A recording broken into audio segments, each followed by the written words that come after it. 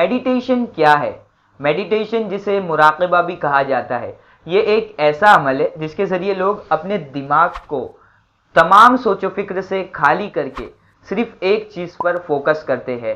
دوسرے لفظوں میں کہا جائے تو لوگ میڈیٹیشن کے ذریعے سکون حاصل کرنے کی کوشش کرتے ہیں۔ یہ تو رہی عام لوگوں کی بات۔ ایک مسلمان کے لیے سکون کہاں ہے؟ مسلمان سکون کہاں تلاش کرے؟ آئے قرآن مقدس سے پوچھتے ہیں۔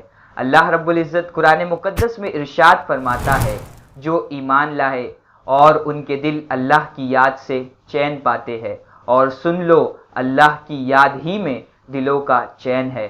معلوم ہوا کہ مسلمان کے لیے سکون تو صرف اس کے اللہ رب العزت کی یاد میں ہی موجود ہے۔ لہٰذا جب بھی آپ بے سکون ہو جائے، اللہ رب العزت کی رحمت، فضل اور اس کے احسان و کرم کو یاد کرے، انشاءاللہ آپ کی بے سکونی دور ہو جائے گی۔